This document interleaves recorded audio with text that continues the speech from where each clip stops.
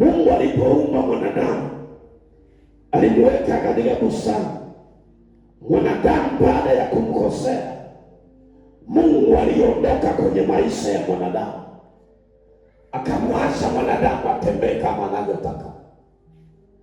Na utagundua ilichukua kipindi kirefu, na mwanadamu alikuwa akitaka kutubu dhambi, alikuwa anahitaji mnyama atakayefunika dhambi za mwanadamu. Kwa tafsiri nzuri, hapakuwa na damu ya mnyama iliyokuwa na uwezo wa kusamehe dhambi, bali dhambi ilikuwa inafunikwa. Mungu alipoangalia kwa wanyama wote, akakuta damu za wanyama ziko na shida, akakuta hapana mnyama anaweza mpenda dhambi za mtu, na akaleta ukombozi. Ikabidi vile alishuka katika Agano ya Kale akatengeneza mwanadamu kwa udongo, ikabidi ashuke tena kwa njia ya kuzaliwa. Alizaliwa kama mwanadamu, lakini hakuwa mwanadamu, ili azipende dhambi za mimi na wewe, asisulubishe na asiambie dhambi hazina nguvu tena kuanzia leo. Hivi ninavyoongea mchana wa leo, dhambi haina nguvu ya kukuonea, dhambi haina nguvu ya kukushinda, dhambi haina nguvu ya kukutapisha. Kiboko cha dhambi ni Yesu Kristo, mwana wa Mungu aliye hai. Mtu akikuuliza kwa nini Yesu alizaliwa, jambo ya kwanza unasema alizaliwa kwa ajili ya kuikomesha dhambi kwenye maisha yangu. Kwa hiyo ukikutana na dhambi, unachomoa cheti cha jina ya Yesu na kuliambia, ewe dhambi, hauna uhalali wa kukaa ndani yangu. Kuzaliwa kwa Yesu ndani yangu kumekunyang'anya dhambi uhalali wa kuyaongoza maisha yangu. Sasa ndani yangu dhambi hautakaa, anakaa Yesu. Inua mkono wa kuume hivi tena, sema Yesu alizaliwa na kuinyang'anya dhambi uhalali wa kukaa ndani yangu, na sasa niko huru. Patia Yesu makofi mazuri ya Bwana. Hivi ninavyoongea, duniani kuna watakatifu ambao ndio mimi na wewe. Nasema hivi ninavyoongea, duniani kuna watakatifu. Ninasema duniani kuna watakatifu ambao ndio mimi na wewe, na tuna uhalali wa kusema mbinguni tutaingia. Kama wataingia mbinguni 7, mimi nitakuwa miongoni mwao. Kama mbinguni wataingia 100, mimi nitakuwa miongoni. Ona vile mnapokea neno. Nasema mbinguni wakiingia wamama 3, wewe miongoni mwao. Mbinguni wakiingia wababa 2, wewe miongoni mwao. Salimia watu 10, waambie wewe miongoni mwa watakaoingia mbinguni. Dhambi haina uwezo wa kukuzuia tena, sababu Yesu amezaliwa. Salimia, salimia, salimia, salimia, salimia katika jina la Yesu. Unayeandika utaandika Mathayo sura ya 1 mstari wa 21. Naye atazaa mwana, naye mtamwita jina lake Yesu, maana yeye ndiye atakayewaokoa watu wake na dhambi zao. Hakuna mwanadamu anaweza kumwokoa mwingine na dhambi. Ilibidi tu Yesu azaliwe. Bwana Yesu asifiwe sana. Bwana Yesu asifiwe sana. Haleluya. Kinachonibariki kwenye kuzaliwa kwa Yesu, ningependa uelewe jambo moja la msingi sana. Mungu hajawahi anzia juu. Mungu katika mambo yote huwa anaanza chini kwenda juu. Narudia tena, hujanisikia? Mungu hajawahi anza juu kwenda chini, Tofauti ya Mungu na shetani ndio iko hapo. Shetani huwa anaanzia juu, anashuka chini. Mungu huwa anaanzia chini, anaenda juu. Na ndio maana mtu akienda kwa mganga leo, kesho biashara yake inaanza juu, halafu kadiri siku zinaenda inashuka chini. Lakini mtu akiokoka leo, unaanza jibu hili swali: mbona nilipookoka nikafilisika? Mbona nilipookoka nikaishiwa hela? Mbona nilipookoka mambo yakawa magumu? Nataka nikujibu leo, Mungu huwa anaanzia chini, anakwenda juu. Shetani huwa anaanza juu, anashuka chini. Ukisoma kitabu cha Mwanzo sura ya 1 mstari wa 1, anasema hapo mwanzo Mungu aliumba mbingu na nchi, nayo nchi ilikuwa ukiwa tena utupu, roho ya Mungu ikatulia. Hapa Mungu alianza na ukiwa, alianza na utupu, lakini leo dunia nzima imejaa. Nimekuja kukutangazia usiogope kuanza chini. Hata Mungu alianza chini. Usiogope kuanzia chini. Hata Mungu alianza chini. Safina ya Nuhu ilianzia chini ya bonde, ikamaliza juu ya mlima Hararati.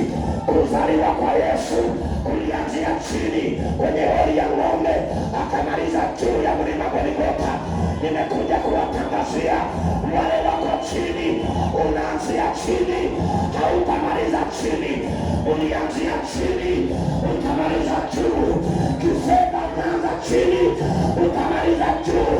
Kihuduma unaanza chini, utamaliza juu. Hawajaelewa watu wa Bagamoyo. Ninasema umeanza chini, hautabaki chini, utapanda juu. Elia alianza chini, alimaliza juu. Musa alianza chini, alimaliza juu. Pokea mwendo. Salimia watu wawili, mwambie usione vile ninaanza chini. Uliponiacha leo hautanikuta kesho hapo. Mwangalie jirani, mwambie uliponiacha leo hautanikuta hapo kesho. Vile ninavale. Salimia watu wawili, nasema mwambie maneno haya. Mwambie unaponisalimia ni heshimu, kwa sababu mimi sio huyu unayemuona leo. Mimi ni yule atakayezaliwa kesho. Salimia watu wanne watano, ambie kesho yangu bora inakuja. Nasema salimia watu wanne wenye viwanda Bagamoyo. Salimia watu wanne wanaochukua mizigo China kuleta Bagamoyo. Salimia wahubiri wa kimataifa 5. Salimia wasomi ndani ya kanisa. Salimia wahubiri wakubwa ndani ya kanisa. Ambie tunaenda mbali, tunaenda mbali, tunaenda mbali, tunaenda mbali, tunaenda.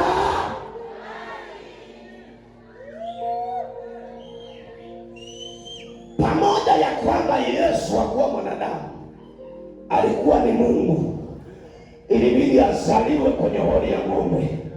Kwa nini? Kwa sababu Mungu amewahi anzia juu, Mungu anaanzia chini. Alizaliwa kwenye hori ya ng'ombe, lakini sasa hivi tunaongea ndiye mfalme wa wafalme. Kila goti linapigwa mbele zake. Ninatangaza kwa jina la Yesu leo, huyu Yesu akizaliwa ndani ya moyo wako, watu wakukatae ama wakuitike, lazima mwisho wako utakuwa mzuri. Huyu Yesu akizaliwa ndani yako, watu wakupige ama wakukubali. Huyu Yesu akizaliwa ndani yako, hata kama mashirika watahama 10, baada ya miezi 3 ikanisa itakuwa ndogo, kwa sababu kuna neema iko hapa. Ninapiga magoti katika madhabahu haya, ninaitanisha neema ya watu katika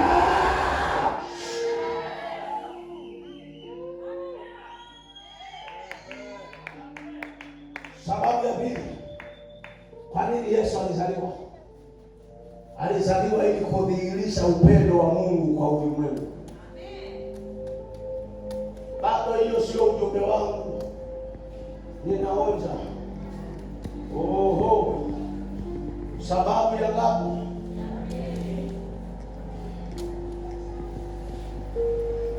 Alizaliwa ili kudhihirisha upendo wa Mungu kwa wanadamu. Wanadamu walikuwa hawajui upendo. Walikuwa hawajui upendo ni nini. So ikabidi azaliwe ili aje adhihirishe upendo ni nini, na adhihirishe mama Mungu ni pendo. Kwa tafsiri nyingine, Yesu anaitwa upendo. Mtu ambaye wewe unaona hafai hata kukaa kwenye kiti, Yesu ambaye ndiye upendo anamfurahia. Halo. Nakumbuka mimi nilikuwa ninakataliwa hata kuimba kwenye ibada ya nyumbani tu. Wanasema usiimbishe, una sauti mbaya. Yaani hata ibada ya nyumbani nilikuwa nakataliwa. Mimi nilipingwa na familia, nikapingwa na marafiki. Ibada ya nyumbani tuko watatu na bado wanakataa usiimbishe wimbo wa tenzi. Yesu alipozaliwa ndani yangu, wanatamani hata kuniona, hata wakae na mimi dakika moja. Bwana asifiwe sana. Mama yangu juzi amenipigia simu, akaniambia Joabu, ninatamani hata uje ukae siku mbili. Namwambia mama, nimebanwa. Na ukweli nimebanana. Nikitoka hapa niko pale, nikitoka pale niko pale. Yaani hata kukaa na wazazi wangu hivi wanaona neema. Lakini mimi nilikuwa nakatazwa hata kuimba wimbo wa jioni kwenye ibada. Bwana asifiwe. Yesu alizaliwa kudhihirisha upendo ni nini. Anaweza penda kitu ambacho watu hawapendi. Alipenda mwenye dhambi. Hivi niko na habari njema kwako. Yesu leo anakupenda. Yesu leo anakupenda. Yohana 3:16. Kwa maana jinsi Mungu alimpenda ulimwengu. Kabla mtume Yesu alianza kupenda. Yesu hajakupenda kwa sababu ya utakatifu wako. Yesu alikupenda kwa sababu ya dhambi zako. Ukisema umeheshimu mwaka umemaliza kwa sababu ya utakatifu wako, you are a liar. Wewe ni Mungu. Mwaka tumefika hapa kwa sababu ya pendo lake. Haujafika hapa kwa sababu ya sadaka zako nyingi. Haujafika hapa kwa sababu ya maombi yako mengi. Umefika hapa kwa sababu upendo wa Mungu uko juu ya maisha yako. Mguse jirani yako, mwambie alizaliwa ili kufunua upendo lake. Baada hapo utanihukumu kwamba sikuhubiri Christmas.